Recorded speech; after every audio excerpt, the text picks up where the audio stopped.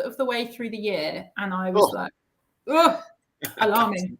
Absolute madness. But 2022 did start a lot better for me. I mean, started better, gone downhill now. I've just had so our wonderful founder Giovanna has just messaged to say, did we go live? So if you can see us, please let us know. If not, you may have a technical difficulty. Oh, she says yes. Excellent. Apparently we are live. That's wonderful, because we have 3 amazing whiskies this evening. And if there was a technical glitch, that would have been most upsetting, because we don't just have 3 whiskies, we have 3 guests. 3 guests. Yes, absolutely. 3 exciting guests as well. And today we're celebrating International Women's Day, which is next week. So I went right up there next week. But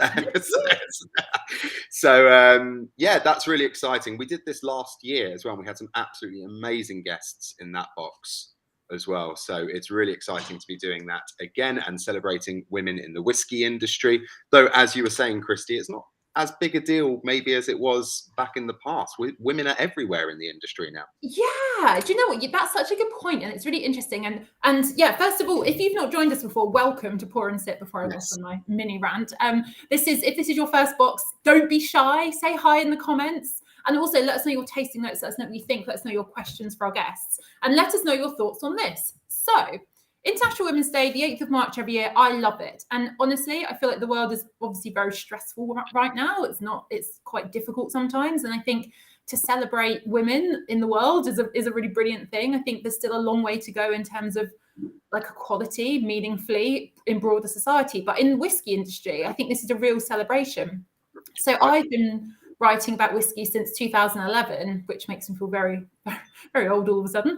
But and things have really, really changed. So one anecdote. So I was writing for a travel retail magazine at the time. I remember editing that, and me and 3 male editors in their 50s being on a trip, and someone saying, "Oh, I'm here for the 3 journalists and the girl." And thank goodness times like that have passed, because as you say, women are everywhere in the industry these days. It's not a rarity at all. I think on Pour and Sip, we've proven that as well, because we've just had, I mean, honestly, this has not been male dominated. So we have so many amazing female guests as well that we spoke to who do amazing things in distilleries, ambassadors, all sorts of parts of the whiskey industry that women are playing part of. And it's pretty cool. Yeah, and I guess it's a really great opportunity to say that whiskey is for everybody, regardless of gender, regardless of anything, regardless of who you are, where you were brought up, what you think you should be drinking. Whiskey is an incredible product, literally for everyone, and it's amazing. So welcome on board. Welcome on board. We're getting lots of people saying hi already. Nigel Gain, hi everyone. Welcome back. Nigel, a regular. Bruce Edwards, happy St. David's Day +3. So that was March the 1st. That was March the 1st. Yeah, I have some daffodils over there. For the is that St. David's thing? That's wondered why Katie bought daffodils here the other day. Okay, it must be a St. David's thing. Peter Gilmore, hi everyone. Now I remember, because this is your first live tasting in 6 months, and I remember struggling on that name, but I think it's Ionis. But yes, welcome back. Oh my goodness, welcome back. We have got an unofficial announcement, which is very exciting. I knew about this. You knew about this. I did not know about this, but I'm very excited by this. Would you like to announce it? Steve Coleman Williams, who is an absolute Pour and Sip regular, has said, before we start proper, Pour and Sip meetup in London, 2nd of April, 4:30 at Milroy's Spitalfields, which is an awesome place. 3 floors of absolute whiskey. It is a great place. Just heaven. If you fancy joining the 5 of us, so far me or Ian Jambo Rain, and we'll get the table numbers upped. So anyone in and around the London area who fancies going to that, that sounds like an awesome meetup for some Pour and Sip regulars. And if you're new here, so great shout. And we've got, so that's amazing. I think that's a Saturday, just a look at the calendar. And another shout out before we go going to Deborah. Tonight is our 1-year anniversary of Pour and Sip. Deborah and Trevor, congratulations. That's a milestone that we will raise a dram to. Yes, absolutely. I don't have any in my glass to raise to you just yet. But no, I'm going to pour myself the first dram in preparation, I think. But thank you for being on the journey with us. And thank you to all our regulars who've been on this journey with us. But also, like Christy was saying earlier, if this is your first live tasting, please don't be scared. Get involved as much as possible. Let us know your tasting notes. The whole point of these live tastings is we're a community. It's meant to be engaging. We're meant to engage with each other. So let us know your tasting notes, your thoughts, your opinions, your questions for our amazing guests as well. And yeah, let's amazing. So on with the evening, we have 3 drams tonight. You will probably want to know what they're going to be. First up, we've got Brenne, and we've got the wonderful Allison, who Andy's going to have a chat with to find out about the brand, how she founded it, how everything got up and running. Like, it's a really amazing story. And then next up, we're going to Benriach, and it's an honour to have all our guests, but Rachel Barrie, who is extraordinary, is going to have a chat with me, which is going to be, I'm very excited. And then we've got the full spectrum of whiskey. We're going to Aberfeldy, third and final. We've got India, who's literally just joined the business, which is so exciting that she's come to like sip whiskey with us, so we can celebrate her in her new role, which is just super duper. And then we will wrap up and we will have a big celebration of a night, and I really can't wait. Yes, that sounds great. It's gonna be great, amazing. Shall we bring in our very first guest for the night? Let's do it. So ready the drams with Brenne, and we will bring in Allison. Let me see where she is. Here she is. How are you doing, Allison?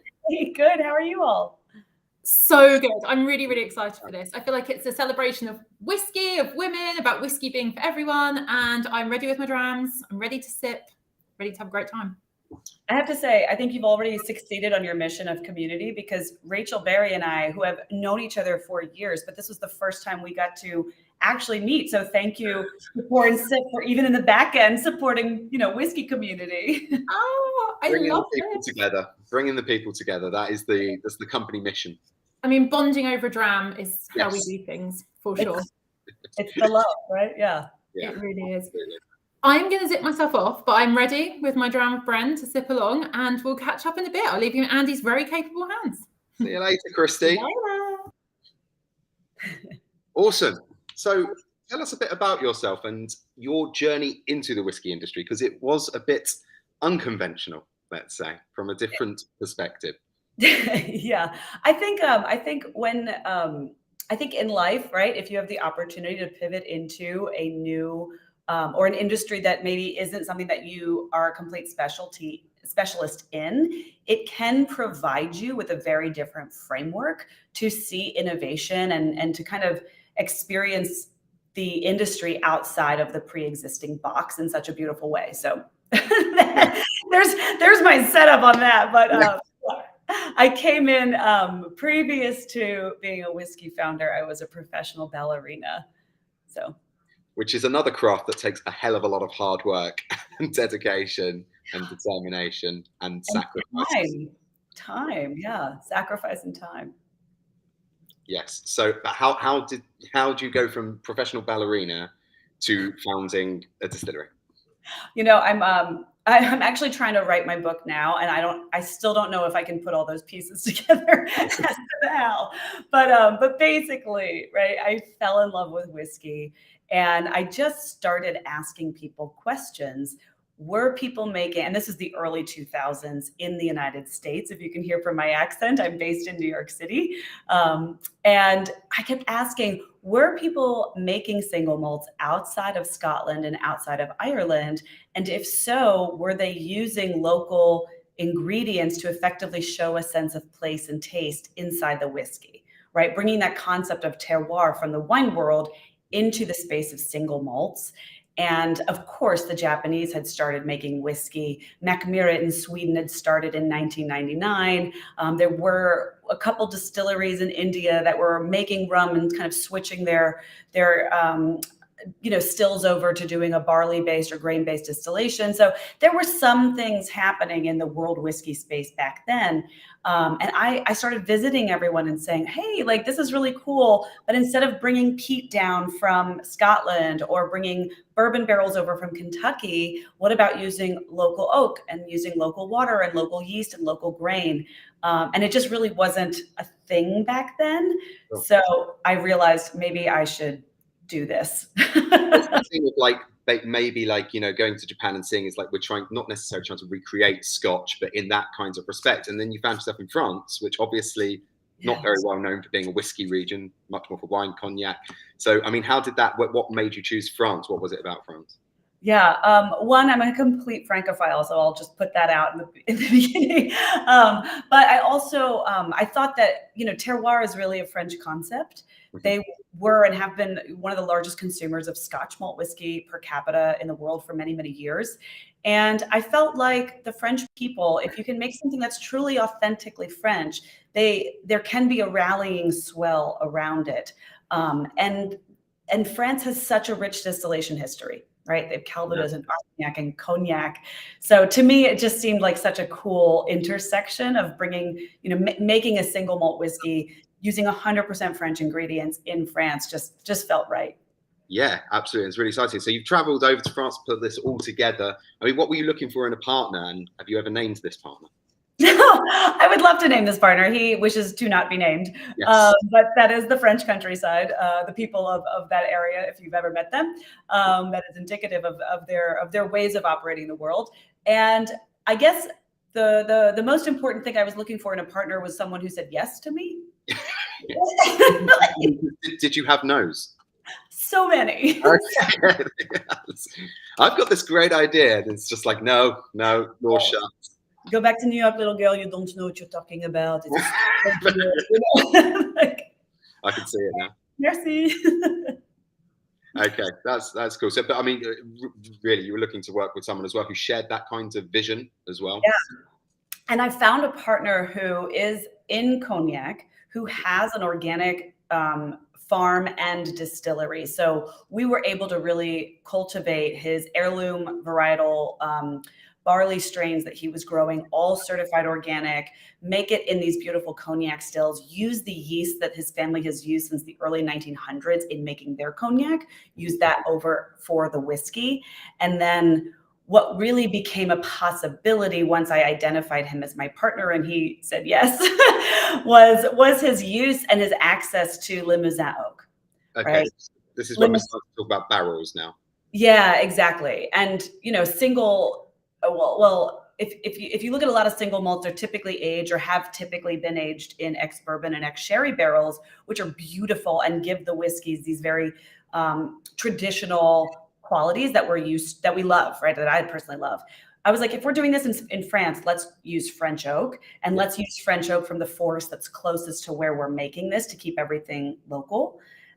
So we had access to these virgin Limousin oak barrels and also to their family's cognac barrels. Mm-hmm. So it gave me the opportunity to do a double-barreled maturation with a French single malt, all done in 2 different kinds of French oak. And it just gave us this whiskey that didn't taste like anything else that had been done yet. Yeah, that's going to bring us on. So when we're talking about it, what should we expect those casks? What kind of notes should we expect those casks to give? Yeah. I want to also hear, because I think it's very cool when you start sharing whiskeys with people in cultures that are different to your own, right? Like, people's tasting notes are going to be a little bit different than like the things that I may rattle off, which are going to be creme brulee. So, yeah, well, talking of that, I mean, I'm going to have to go quite far back because there's a hell of a lot of tasting notes that are already coming in. So I would like to just read out some of these tasting notes. Good evening from Mike Wally. Nice to see you, Mike. John Pollard. I like this one. Very distinctive. Pêché. There's a real malt aroma in this dram. Green tea is green. Lovely flowery nose on the Brenne with a big hint of vanilla, like a high-end dessert. So I suppose that's what you talk about. That creme brulee note is going to be that kind of dessert, vanilla-y kind of note. Alistair Taff. Love hearts on the nose. Love hearts. Do you have those in New York? No. It's a certain type of sweet. I actually don't like them very much, I have to say, but I can see where you're coming from because the first thing I thought when I put this in my nose was sweet shop, to be honest with you, and it's a distinctive smell. But there is a sweet that I just cannot pinpoint at the moment, and I need to sit down with this dram to really pinpoint what that sweet is. Green tea is green. Vanilla ice cream decorated with lavender. That's a really tasting note. El Sutton smells delicious. Banana with hints of floral and vanilla. Cameron Candlish, licorice coming through for me. Ian Jambo Rain. The nose on this is like walking into the old pick and mix aisle at Woolworths. So rest in peace, Woolworths. What a shop that used to be. But this is what I'm saying, that kind of sweet shop kind of note. Malcolm Tucker, oh, the nose is lovely, like orange flavored bubblegum. Your Uncle Vanya, oh, wow, cured meat dipped in vanilla cream. Now, I've got to be honest with you, your Uncle Vanya, I'm not sure I'd ever want to do that, but he's there. Right? DS007, light flowery aromas. Jester, the nose is like a sweet nougat or walking into a giant sweet shop. Alistair Taff, foam bananas as well, absolutely. Pat Cowling, peppermint and strawberries with vanilla cream. I told you there are tons of tasting notes coming through. Yeah, but it must be so awesome to hear tasting notes from people who've never, they have no kind of necessarily researched about the dram itself. They just opened it up, and these are their first impressions of it. That must be really interesting for you. Well, it is, and also to identify the fact that what people smell in Brenne, they do get on the palate and then some, which, you know, if you're used to drinking ports or sherries, typically what you smell is not what it tastes like. Sure. Right. So I really like that consistency from the nose to the palate, and hearing these tasting notes it's really exciting, and it's cool, especially for people who may be new to what we're doing with Brenne, to really kind of come into that. Yeah, so it's interesting because there's a lot. I mean, this tasting note, Anthony Mullins reminds me of Southern Comfort a bit. Oh, I've heard that a little bit. Yeah. And that was why I laughed, because there is a hint of that, and I think that might have been what I was getting. I totally get you, Anthony Mullins. Mike Pizarro definitely smells French, more like a brandy than a whiskey. Sean McCarrick, nose of vanilla and bananas, very, very fragrant. Graham Lloyd Jones, floral nose, wonderful. Chris Dagnan nose, gentle, rich cheese and apples. Jonathan Gumbrell, wow, this is like Nesquik banana milkshake on the nose. So yeah, talk to us a bit about this dram and kind of the process behind it with this double barrel maturation. Yeah. So first is to identify or to understand the type of still that we're distilling in, because at the end of the day, it's all, you know, chemistry, right? It's all science. So the type of still that we're using is typically used in making cognacs. Cognacs are basically wine distilled if whiskeys are beer distilled, right? They're grape-based distillates. So in making a fruit-based distillation, you typically want your distillate to taste fruity, right? So these stills are designed in cognac and where people make eau de vie and things to push more of those fruit notes forward in a distillation, which are called the ester molecules. And we didn't know, by putting a grain-based distillate into that still, if we would have what kind of effect it would have. And we found a lot of the ester molecules that are produced in the distillation of whiskey are forced over through into the hearts of this distillation run. So we get a lot of apricot and green banana and green apple and I already said apricot, like peach. Certain notes like that do come, and bubblegum. I heard someone do like orange flavored bubblegum. That all comes from the distillation run. When we put it just into the new French Limousin oak barrels, that's where all of those creme brulee vanilla notes come into play. And then I experimented for a long time with various different cognac casks. So from VS, VSOP, XO, wet, dry, the whole spectrum. For a state cask, I really like a wet XO cognac barrel because it brings that fruit back up that you're used to experiencing in that distillate, but get like a little quieted down by the vanilla oak only if it was just the virgin oak. So that combination of the virgin French Limousin oak and the XO cognac for the estate cask really make it this kind of vanilla laced fruit expression, whereas it's again fully a single malt, all organic, nothing's added, no sugar, no nothing like that, no flavors added. It just is what occurs naturally through the distillation and the maturation. That is super interesting. I really, there's so many tasting notes for this one coming through. There are just tons of you. A couple of questions for you. I have a bottle of the Brenne single malt lot 006, the 6th. Is this a different batch? It seems sweeter and even more fragrant. Love this whiskey. Oh, thank you. Yes. So typically or historically, in a different packaging, if you turn the bottles around, you would see batch numbers or barrel numbers on the back. This packaging is a little bit different, and this is our newest packaging. So they are going to be different, right? I'm learning every time we run a batch, and we launched in 2012. So I've got almost 10 years now of experience of putting these whiskeys out into the world. And so, yeah, my goal is that we just get better and better every time. And it's not to say the stuff we did historically was bad. It's just when we get certain feedback from our consumers, then I'll keep adjusting the whiskeys to kind of fit what consumers seem to really be gravitating towards. Sure, that's super interesting. So, I mean, you're going to continue to release these in batches? Yeah, for sure. Yeah. And then and we have the Pinot de Charente barrel. So this is a triple barrel age that just came out in France. And I think you can probably get it in London. And we have our Brenne 10, which finally just came out in London. So I'm really excited about that for you. It's 48% ABV. It's in annual vintages. So it's really cool. Wow, that's super exciting. I think maybe that's one to add to the pour and sip list for all our listeners if they really enjoy this one, which it sounds like you guys are. Tom Gillingwater knows like Armagnac to me. Joe F, it's like a sour gummy almost. It's making me salivate. Ian Slack, I get the Southern Comfort reference. Panda Bear, if I didn't know what it was a whiskey and smelled it blindfolded, I'm not sure I'd guess it was a whiskey at all. Definitely banana. Have you heard that before? Yeah, our sales team actually loves to try and trick sommeliers. Yeah. Okay. Right? That's really cool. Chris Randall, with very delicate toffee, apple, and banana tones. Pesha has big flavour to it. Clive Hampton, massive creamy hit when I first tasted it. Very smooth texture. On that note, I've not even tasted it yet, so it's. I'm gonna have to. But while I do taste it, talk to us about the plans for the future.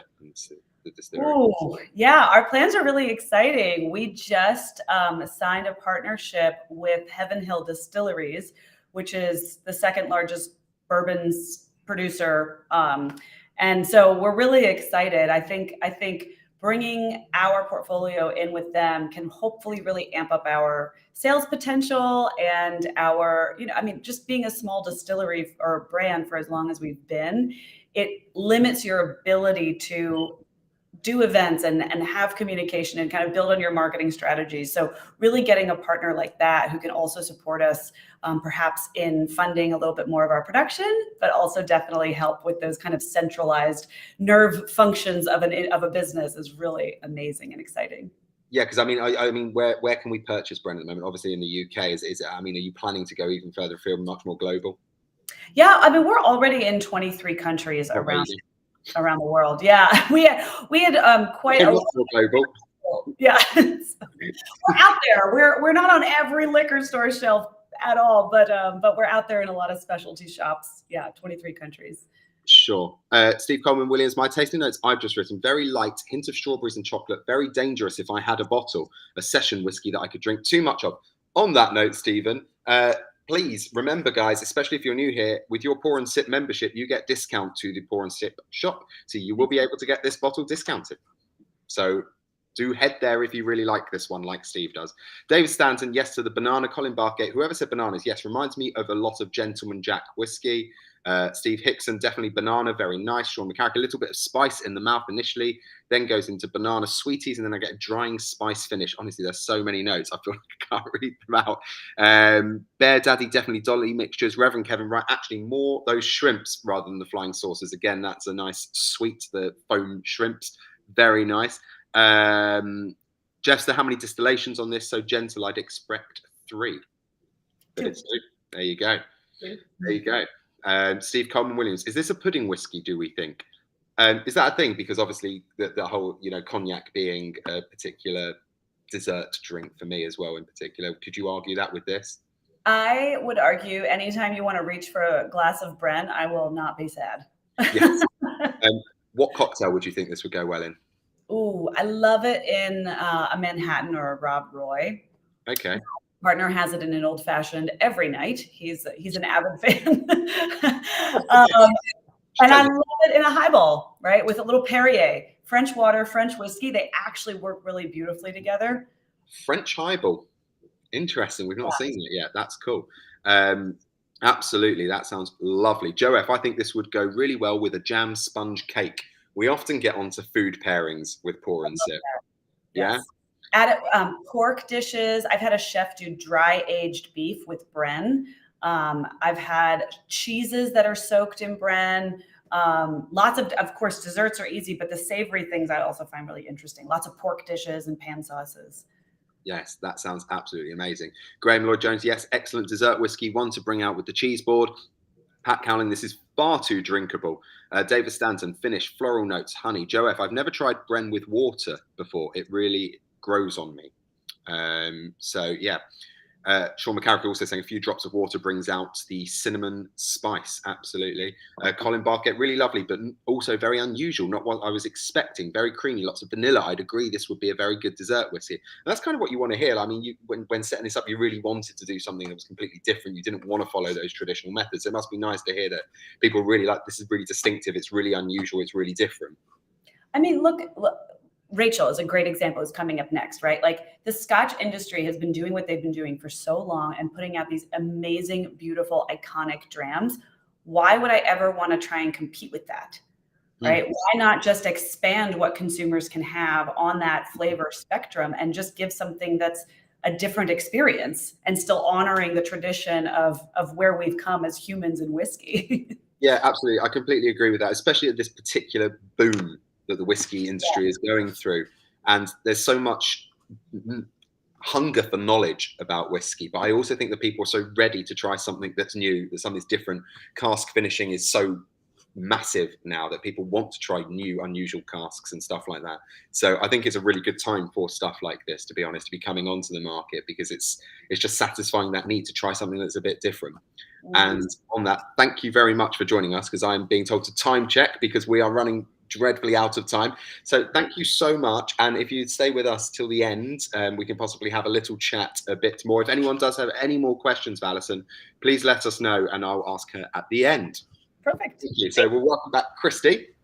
Hi, thank you so much for that, Allison. That's absolutely delicious.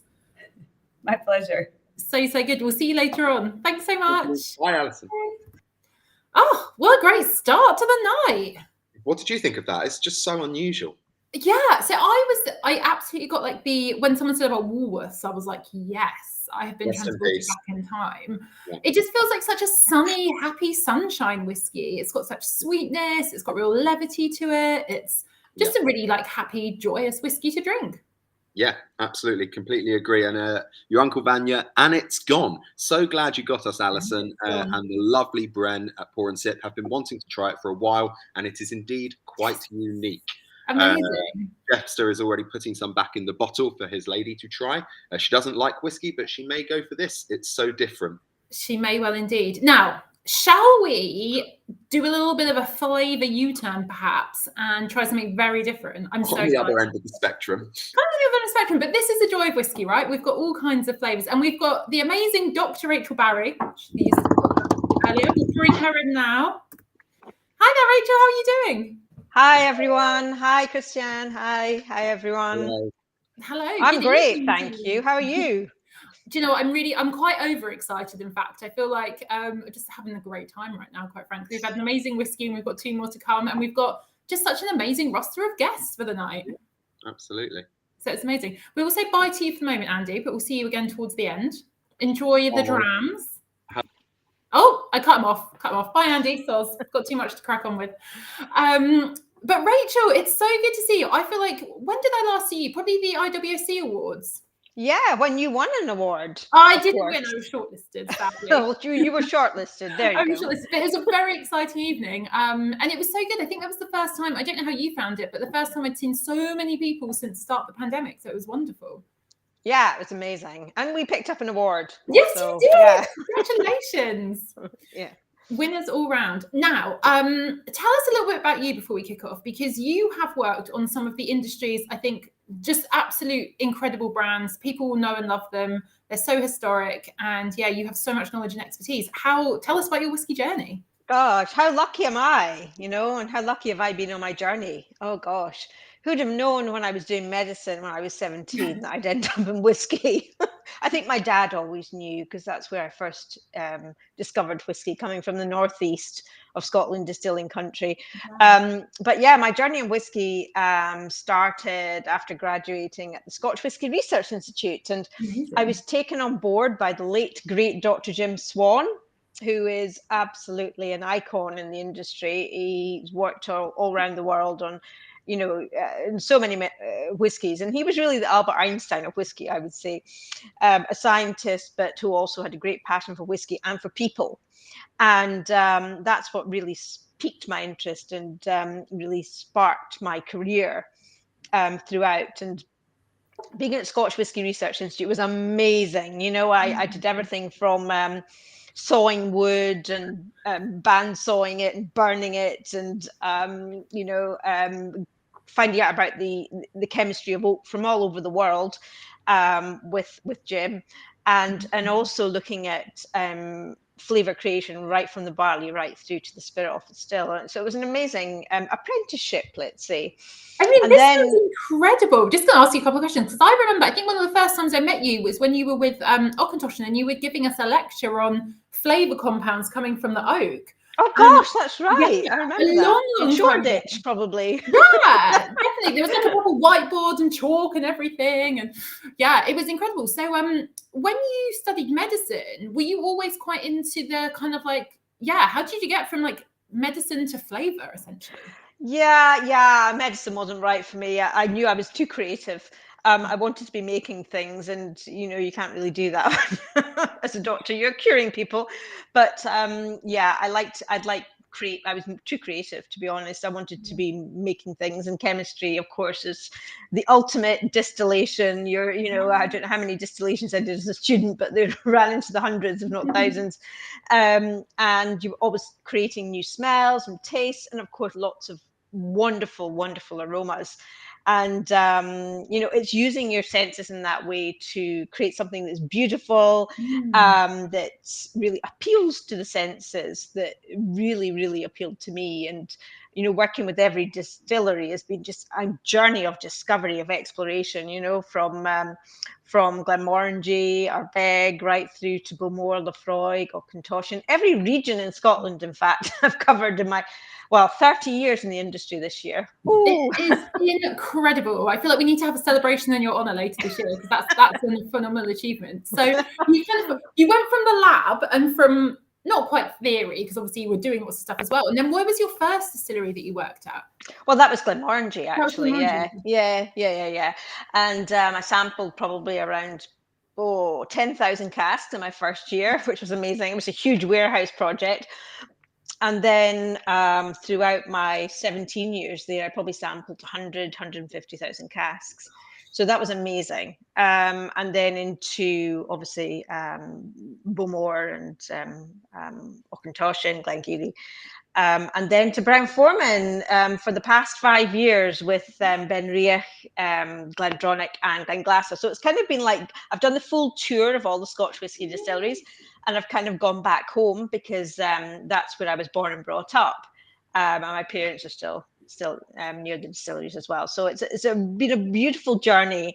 And then in between times, I've traveled the world, obviously, spreading the word about all the distilleries I've worked for too. So it's been an incredible journey. It's fantastic. I cannot believe it's been 5 years since Brown-Forman bought the trio of distilleries we're talking about. Obviously, we're talking about Benriach today. Yeah. And I feel like this dram, again, time flies. This was part of a rebrand a couple of years ago, I think, right? Look at Absolutely, behind me. This was the most fun journey. I mean, going to Benriach was like everything I discovered in every other distillery I'd worked with was under one roof with Benriach. I mean, it's a distillery that's been around since 1898, amazingly.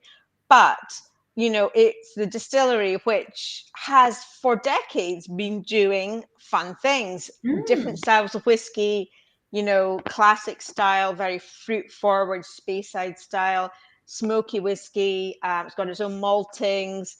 Yes. And we also do a couple of weeks of triple distillation in the summer as well. So there's lots of diversity under one roof. So just imagine, when I walked in the door of the warehouses 5 years ago to go, oh, wow, look what I've got to play with.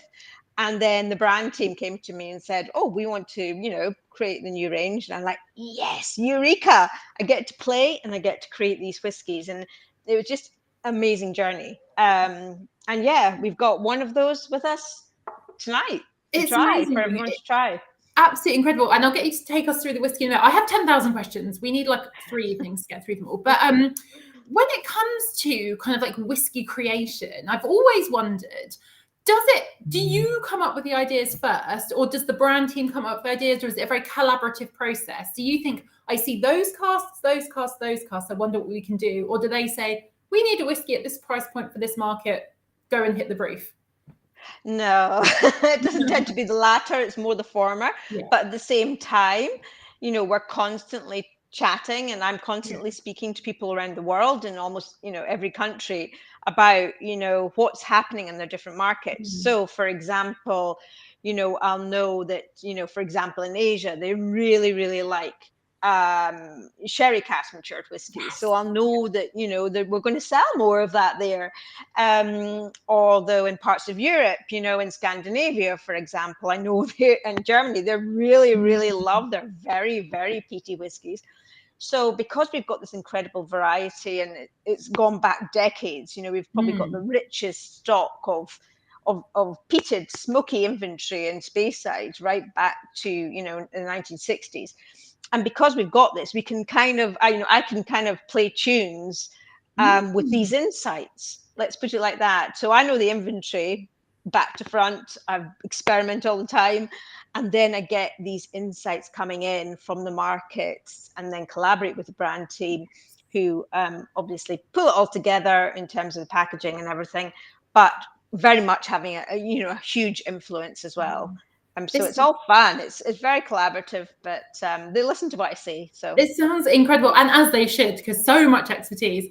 I'm just going to read out a couple of tasting notes, and then we need to get tasting because it's amazing. There are so many coming in. Thank you everybody for sharing all your thoughts. I'm just going to pick out a few because we will be here till next week.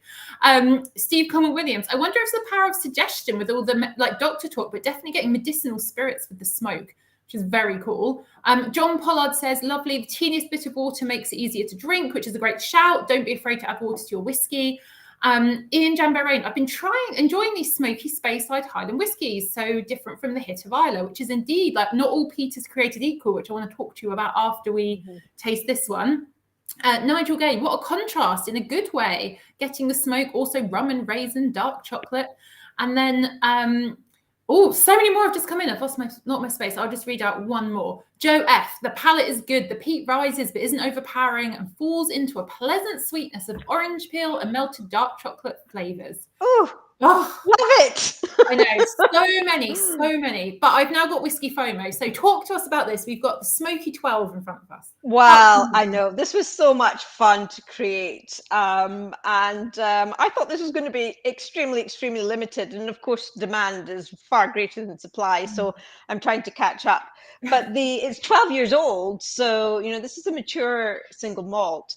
And with this one, I really had fun because we had some smoky inventory, peaty inventory, obviously Speyside peat, which is where you're going to pick up something a little bit more different because the peat is from the Caledonian forest rather than from seaweed on Isla. So it's obviously over 10,000 years is broken down and giving you that sweetness as well from wood burning. So I had the smoky whiskey.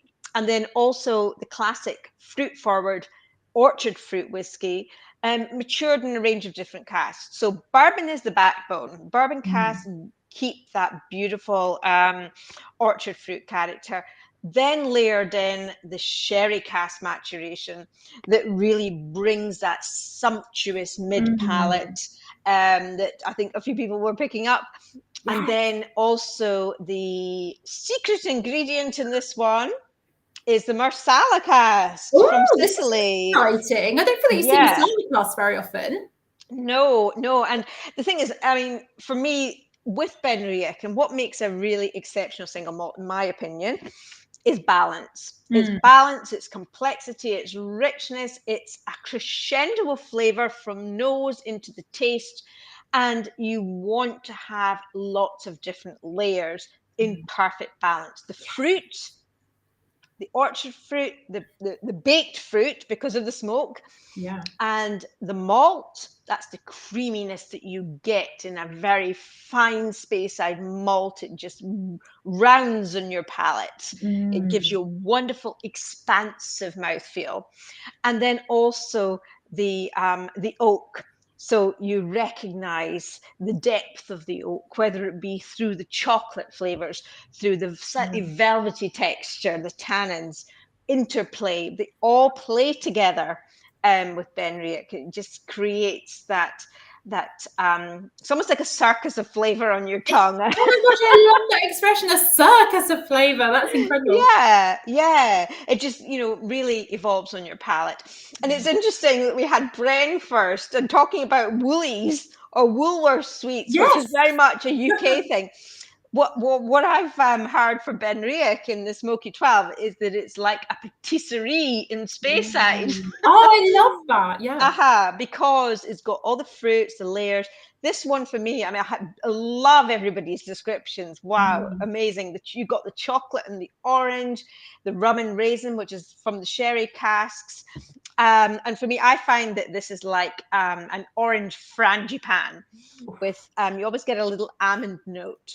Getting so in hungry Benriach. now. I need to Orange eat frangipane, that texture of the cake and the creaminess, and then some dark chocolate on top, all baked in a wood-fired oven for me. So utterly yeah. delicious.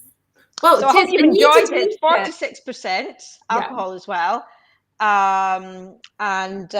Yeah, it's a very good example of the smoky side of Speyside. Yeah, and it's amazing. I'm going to have a sip. I can't hold out any longer. It smells too great. I've had my nose in it. But cheers to you, Rachel, and cheers to everybody. Good health, Slanjava.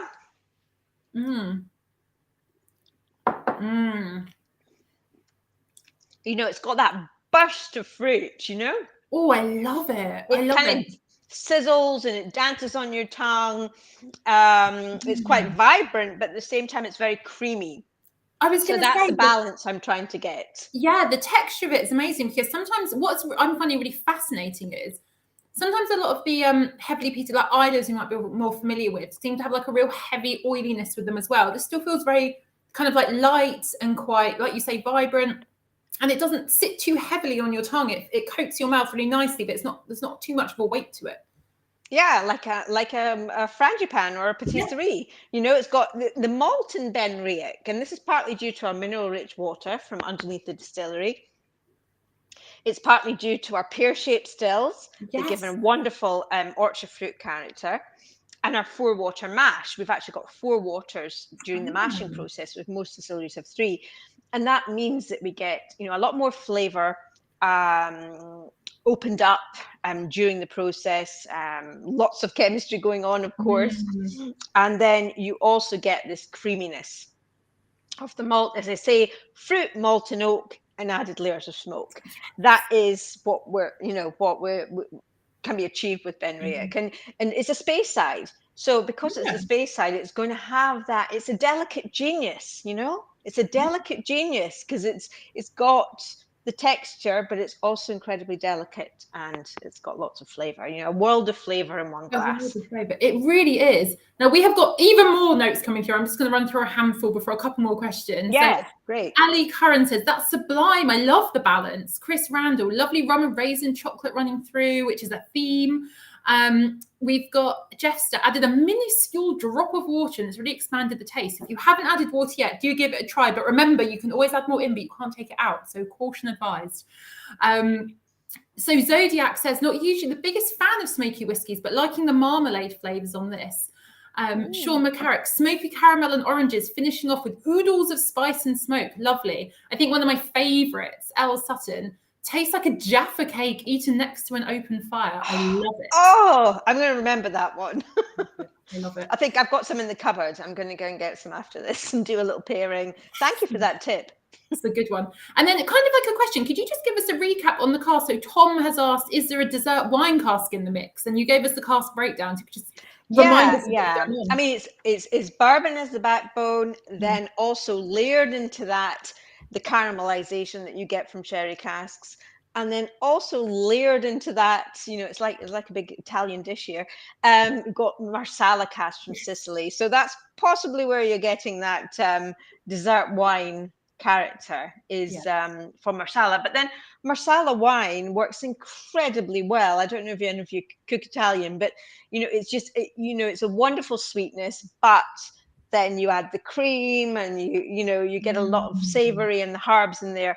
So that's why it works so well, because Benriach has this, natural Speyside character. It's in this incredible expanse of Speyside. I learned to glide over the distillery when I was a child. Gosh. I know, and it was just the most amazing. That was my first experience of Benriach, was learning to glide. And over the distillery, and it's just so expansive and open. I think that's the word I would most use for Benriach.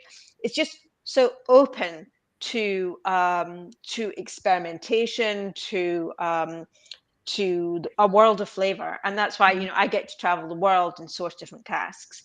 So bourbon and sherry and marsala for this one, and also fusing together two distilling styles, the classic style, which is the majority of the year, and the smoky style, which we distill in our smoke season, which happens in the autumn, in the fall, round about, you know, October, November time. Oh, and then I get to decide, you know, how much do I put in, and what to do with the stock. So it's amazing. Best job in the world. It really is. I can just imagine, the smell of the peat on an autumn day. I know you've got to dash off, but we've got one last question from Ruth, which is a great one. Just a question about the peating process. Like, how does that work? So they've asked, at what stage is the grain put to the peat, and how does that work in the malting at Benriach?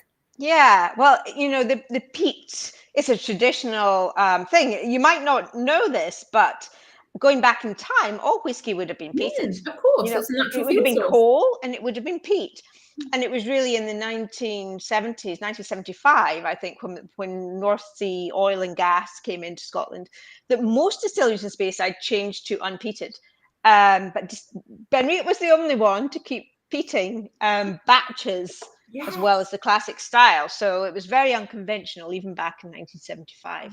But the peat itself is a fuel that is local to the northeast of Scotland from the Caledonian forest.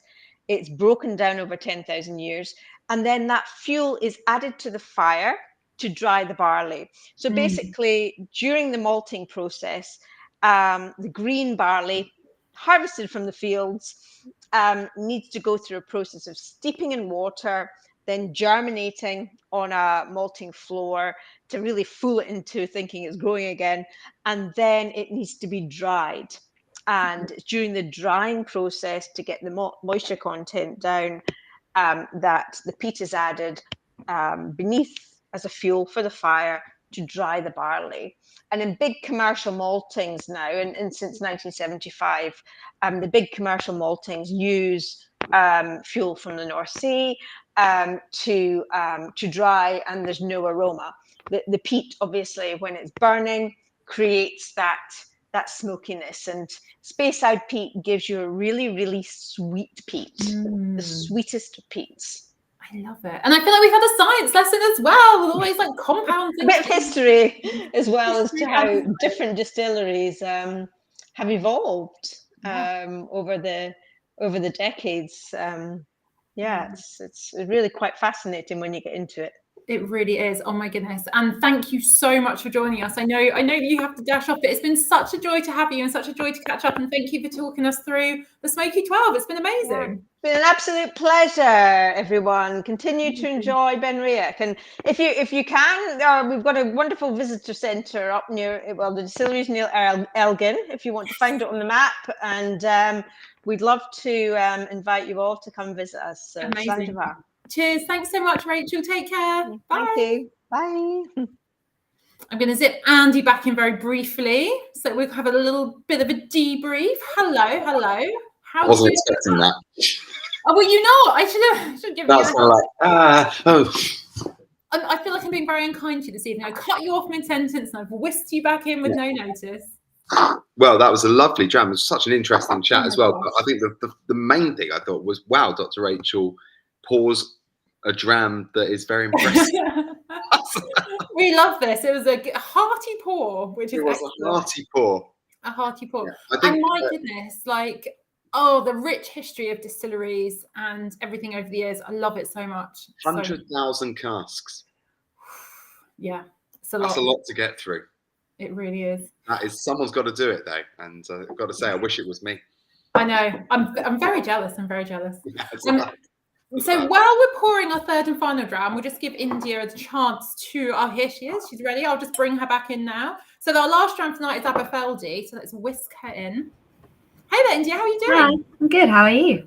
Oh my gosh, I'm doing so well. I'm having the loveliest time this evening. I really am. And you're up in Edinburgh, I think. Yes, got a lovely hotel room backdrop behind me. So hosting a trip up to Aberfeldy tomorrow. So my colleague has bravely stepped in to take them out for dinner, like taking one for the team while I'm here with you guys tonight. So amazing. Well, thank you for joining us. I'm going to say bye again to Andy. I've whisked him back in for all of a minute. It was such a good minute, though. Such a good minute. Such a good minute. But we'll catch up with you in 20 minutes or so. Yeah. Bye. Bye. Oh, so exciting. So I feel like we need to say congratulations to you because you're joining us fresh in post at Aberfeldy. yes, thank you. I've been here for nearly 6 weeks. So it's amazing. But whiskey is like your love. We were chatting briefly earlier, and yeah, you've been a whiskey fan for a long time.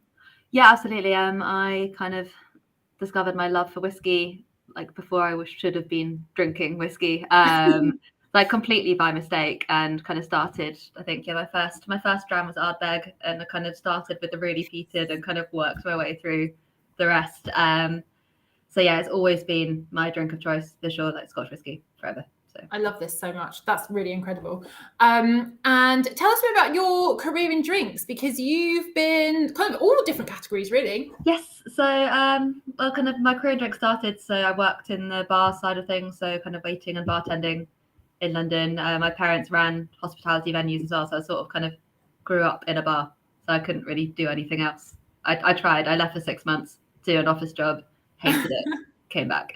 And then I made the jump to brands and started working in gin, which I've been doing for the past 5.5 years until this, which so gin's amazing. Always love it, but it's just no whiskey though, is it? So it's no whiskey, but they can happily coexist. They're exactly. Like siblings in flavour, which is great. Yeah, and then just joined with Bacardi as their UK single malt ambassador. Yeah, nearly 6 weeks ago. It's going great so far. Well, cheers to you. It's brilliant to have you here. Thank you. And we're celebrating some awesome distilleries this evening. So tell us a little bit about Aberfeldy. So I visited probably 3 or 4 years ago now. It's absolutely gorgeous. I love the town. And I feel like there's a really real quirkiness to the distillery. Yeah, it's so beautiful. Aberfeldy, we're really lucky that during the 60s and 70s, it wasn't all knocked down. Like the majority of distilleries, like we've still got that really beautiful Victorian character. So it was built in 1898 by Charles Doig, who is like the most famous of distillery architects. So all those, the pagoda roofs you see everywhere, that was his invention, the Doig ventilator. So it is like, imagine your kind of picture perfect Victorian whiskey distillery, and that is Aberfeldy. It's absolutely stunning. So I highly recommend a visit if anyone is ever nearby. The visitor centre is fantastic, and the whiskey is pretty good as well. So definitely make a trip up. Yes, amazing. And I feel like I may have misremembered this, but I think Aberfeldy is like the home of Dewars. Is that right? Yeah. So it was built by John Alexander Dewar and Tommy Dewar, who are John Dewar's sons, as basically to create the heart blend for Dewars. Like Dewars was so popular in the late 1800s that they just needed their own distillery to have a constant supply of delicious whiskey. So yeah, and ever since then, Aberfeldy's been the heart blend of Dewars.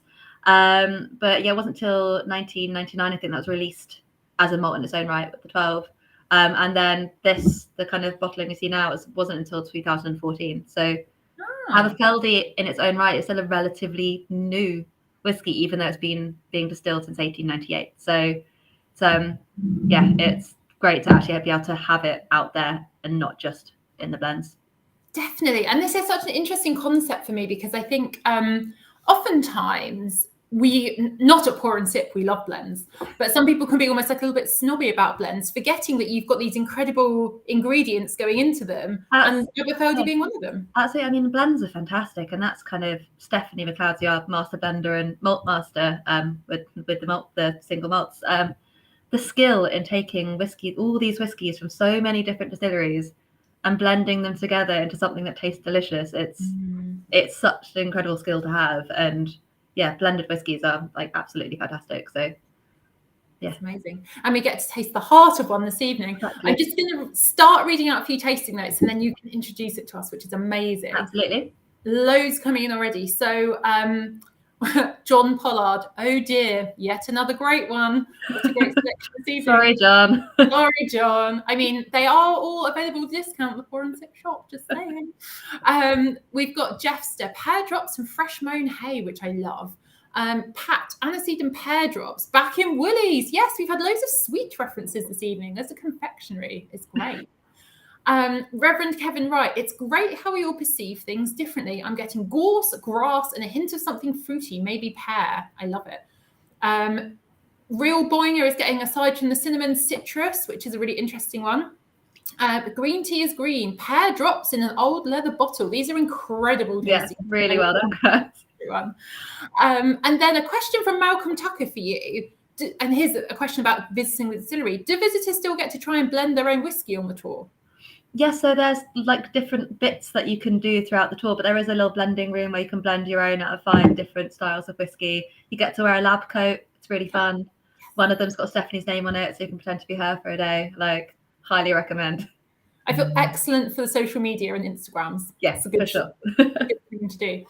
Brilliant. So the 16-year-old, you were telling us this came out in 2014, so newish in the single malt world, but it's been around a little bit. Yes. So obviously kind of the whiskey has always kind of had that rich sweetness to it. So Aberfeldy was all about that kind of honeyed sweetness going through, and you get that throughout the ranges. Aberfeldy 16 is unlike the other two core ranges, the 12 and the 21. It's finished in Oloroso sherry. So got kind of, but we use 4 different casks across the board. So bourbon, we've got first fill, refill, and rechar, which obviously gives loads of different notes, and then also first fill sherry, and that's all of the range, then blended together at the end. And then the 16 is finished for a further 6 months in first fill Oloroso sherry. So that's why you're getting kind of more of that sweetness, the kind of fruit cakey notes coming through on that. Like adds another kind of depth of flavour to what distillery character is anyway. And yeah, what I love about it, it doesn't take over what the whiskey should be. Like a lot of people saying pear drops coming through. And that is we ferment for a really long time at Aberfeldy, so longer than usual, about 72 hours. So kind of forming of all of these esters, which are like super fruity, super fresh, is why we're getting that as well. And yeah, I was gonna say, I feel like the Aberfeldy distillery character to me is pears and toffee. Yeah. I don't know, like that feels to me as like so characteristic of the. Yeah, absolutely. So pears, toffee, honey, a little bit of citrus in there as well. But lucky enough at the distillery yesterday to try some of the new make spirit, and it tastes like pear eau de vie to me. Like it's incredible to have a new make that's so fruity and fresh. And I think even after the 16 years in various casks and then finished with a further 6 months in sherry, you're still getting that coming through, which again is a skill of Stephanie. It's amazing. It's so clever, isn't it? Like just knowing how to blend, and also what ABV to put it out at as well. I think it's amazing. Absolutely. I mean, I wish I could do it, but someone's got to. Someone's got to. So one more question before we get on to actually tasting it, because again, I'm itching, sweating to taste it. You mentioned rechar casks, which is really fascinating. Like I think what we can do to casks and how casks are treated and how that impacts flavour. Give us a bit of a rundown about what that process is and why bother. So I don't know the full depths of exactly the full process, but recharring generally, as I see, so 6 weeks in and yet to do my full studying. Recharring is when a kind of barrel's getting towards the end of its life, the end of its usefulness. You can give it another lease of life by recharring and kind of opening up that wood again. So not only does obviously that charring kind of opens up the wood, you're going to have that interaction going for it again. The charcoal obviously helps take out impurities in the new spirit. And you also get, like, with Aberfeldy, you get a tiny hint of smoke at the back. So there is no peat, like the barley is completely unpeated, but the kind of hint of that spicy smoke generally comes from those rechar casks, adds another like layer of flavour to it. That's really interesting because Jeremy Anderson has just said, is there a touch of smoke in this, or do we need to cleanse my palate from the Benriach? You're correct. You should get in the blending, Jeremy. The tiniest hint at the end, which I think balances out that kind of sweetness really, really nicely. Yeah, it's really lovely. And I think, it's so fascinating. I quite often think of recharring casks, like giving them a bit of a facelift, giving them a second time absolutely, around. Generally here it's like kind of not like super heavily charred like done in kind of a lot of American whiskies, but it's just enough to, I mean, like casks are expensive. We've got to use them as many times as we possibly can, so get as much out of it. Absolutely. Now we have to have a taste. It's been too long. So cheers. Thank you so much for joining us, and cheers to everyone joining in. Oh, so delicious. Yeah, So delicious. Really, really good. I'm just going to read out a handful more. Bruce Edwards, tisk, wore a lab coat for too many years, not making anything as nice as this though, which is excellent remark. John, again, it's very easy drinking whiskey. The dram disappeared far too soon. I'm loving John's quips. Very excellent. That's dangerously easy to drink, this one is.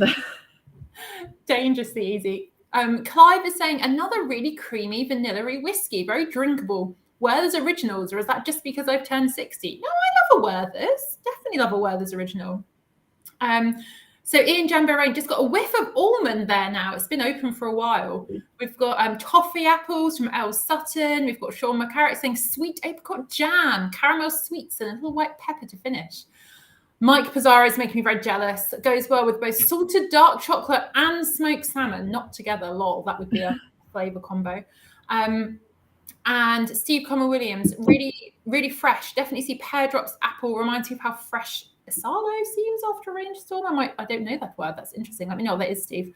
And then Kim, delicious. Getting baked apples and spice, dark chocolate. Such a clean finish to something with so much depth, which is really amazing.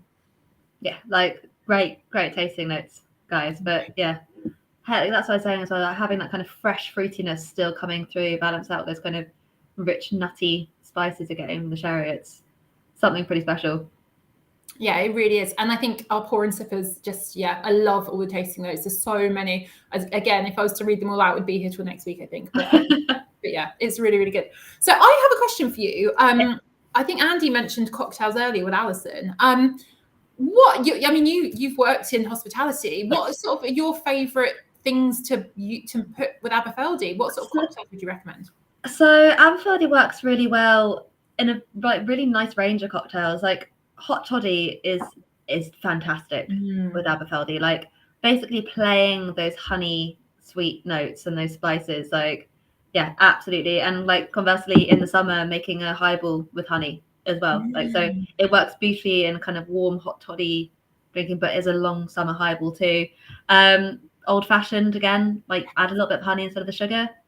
Beautiful, really, really beautiful. And I had Bobby Burns for the first time in ages last week with it, and it was absolutely fantastic. So again, it's really versatile actually. I think it'll taste good with everything. Yeah, an oldie but a goodie. And again, I keep seeing these notes flashing up on my little screen. Malcolm Tucker's again making me hungry. Both the Benriach and Aberfeldy go nicely with M&S extremely cheesy hot cross buns.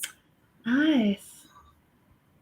I never have seen it before pour and sip, and everyone always says their food pairing. I'm just like, I have to run out and find something nice and get out of this hotel room and find some dinner and drink some whiskey with it.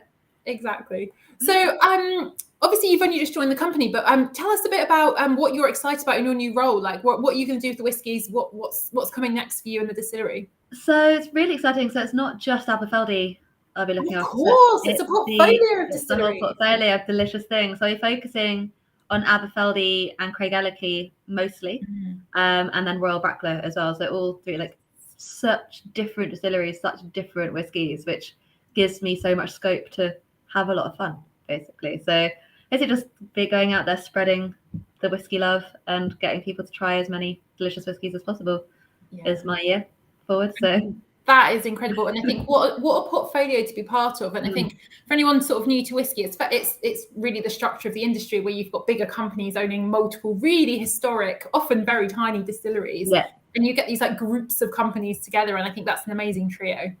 Yeah, absolutely. And what's interesting is if anyone's ever tried Craigellachie, it's like basically whatever we do at Aberfeldy is the opposite that they do at Craigellachie, like kind of production wise. It's so having two such different whiskies trying to produce such different styles is fun to play around with.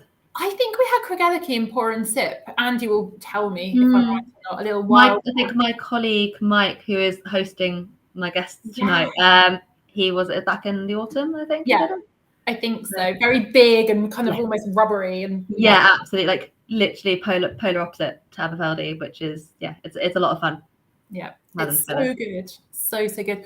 Thank you so much for coming to join us this evening to talk to us about Aberfeldy. It's been a joy, and obviously welcome to Whisky. Thank you. Yeah, thanks for having me. It's been a dream for a long time. So finally, get paid to drink delicious whiskey for a living, which is an absolute dream come true. So it really is. Yeah, amazing. I'm going to bring Andy back in first of all, and then we'll bring our other guests just to round off the night. Andy, how did you enjoy the Aberfeldy?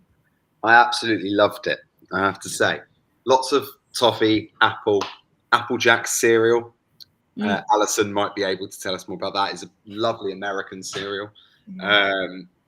It's wonderful. I'm going to whisk Allison in back now. I can see her there. I can't see Rachel. Rachel, if you're around, pop your camera back on. We'll zip you in as well. And you may have had to dash off, so that's obviously fine if so. Oh, she's here. Yes. We'll bring her in. Here she is. We've got the whole cohort on screen at once. What a joy indeed. I've got 10 minutes. 10 minutes. Oh, fantastic. We'll keep it to 5. We'll keep it to 5. Before Andy asks Andy, ask your very mean question, and I'll ask our panel another very mean question that I saw come up earlier. I think it's a really hard one tonight, I have to say. Really hard one tonight, because they were all such different whiskey that it's just totally and utterly impossible to, compare them all. But if you did, and you had to, which one would have been your favourite from tonight? Which is always a really interesting thing. What's the one that really hit you and you're like, that is one that is going straight on my back bar? Yeah, let us know in the comments. But my very mean question to our 3 guests, so it came up earlier, I can't remember who asked. It was when you were telling us, Rachel, about all the casks that you've nosed. One of our wonderful subscribers wanted to know what everyone's sort of dream dram is, what sort of some of the favourite whiskies that you've tried. You don't have to be so specific, I'll take a style. But yeah, it was like top dram recommendations and things that you loved. So I'm going to ask all of you, but I'll probably go to Rachel first because you were asked when you were on. Well, I've been very spoilt. So it would have to be, I'm very lucky to be able to sample 50-year-old whiskey. And I'm sorry, but nothing comes close. So it probably would be, since we're talking Benriach tonight, it probably would be a Benriach 50-year-old. What a you treat. Would say that. I'm sorry, but it's just where I'm at. Yeah, it's where I'm at. I'm the oldest one in this tasting tonight, so please forgive me. No, it's amazing. Allison, how about you? What's been your dream dram? Can you even pick one? No, I mean, a single dream that's crazy to me. I also feel like it for me, picking a dram will depend on like the weather, the mood, who I'm with, and kind of how I'm drinking it, right? Like I've definitely got Rachel, when you were at Bowmore for a long time, and I've got a 1982 Bowmore that I've been saving for my birthday party. So yeah, I've got one of your oldies waiting for me, which I'm very excited to open. Well, let's say it's freezing cold in New York. It's snowing, and you've just got home. Oh, well, I mean, if it's mine, it's Brenne 10. Yeah, and I would also say, like, I love what John Glaser does at Compass Box. I think hedonism is one of my favorite drams. I love We've had that on the show before. That's honestly, and so many people say that about that particular Compass Box, and it's not a surprise, and it's not kind of a coincidence. It's just such an incredible dram. Yeah. I traded a bottle of a steak cask once to a bartender for a bottle of his hedonism. Good work. And what about you, India, before I hand to Andy for everyone's verdicts? I mean, just because I was lucky enough to have some yesterday, Aberfeldy 40-year-old, something pretty special. So, yeah, I mean, it was also great because it was looking like out on the hills overlooking Aberfeldy, which, helped. But yeah, it's for a 40-year-old whiskey, still so light and fresh, and which you don't normally get for something that age. So that was, absolutely outstanding. And when I don't have, 40-year-old whiskey on hand, I mean, Craigellachie, any age, like it's just having that kind of big hitter punch to it is just will help you get through anything. So it's great. We love a Craigellachie. Oh, do you know what? I always answer this question because I get asked it quite a lot, and I go down the style route. So my two loves of whiskey, single grain. I just love it. I love grain whiskey so much. Really? Everyone You've never knows. mentioned that on I this show harp on before. about it. Never mentioned it, have I, Andy? It never comes up ever on Pour and Sip. Never.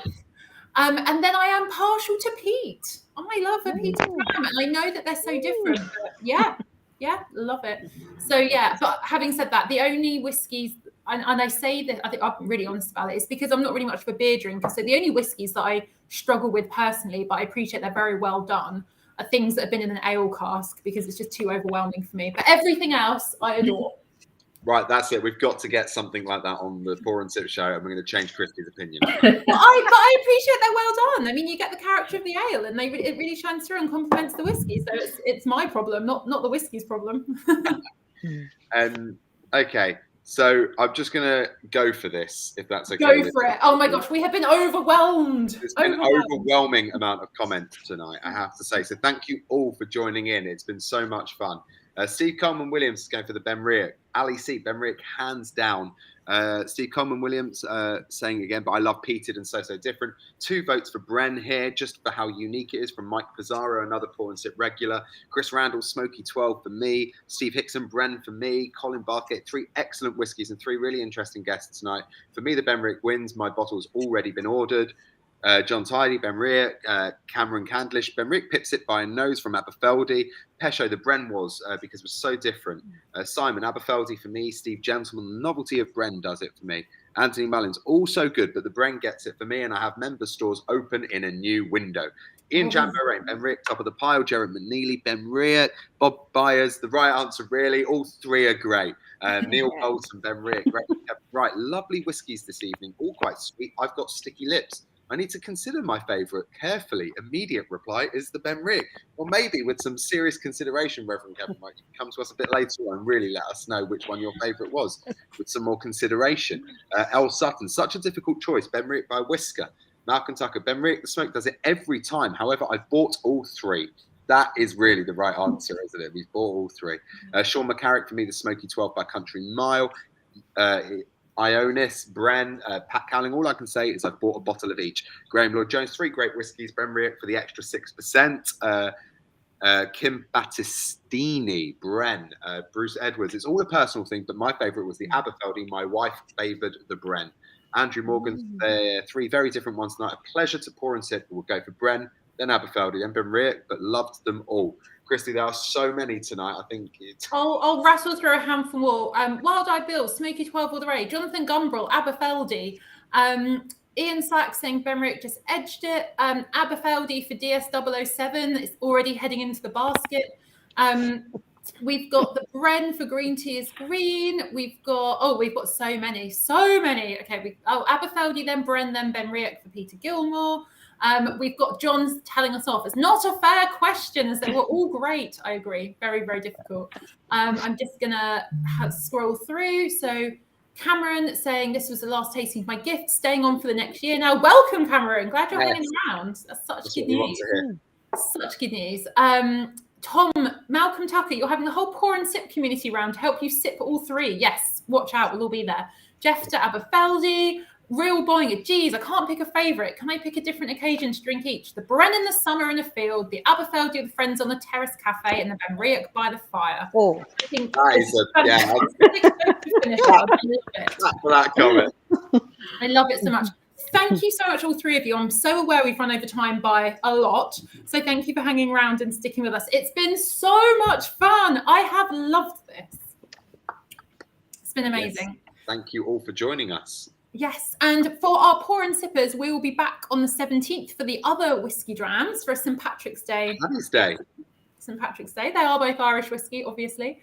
Yes. And let us know what you think. Keep in touch all through the month on social media. Drop us a line. We love hearing from you. Don't forget about the Pour and Sip Digest for more info. We've got content on all of the whiskies in the box. And yeah, if you haven't already, check out the member store because we have juicy discounts for you on the juicy whiskies.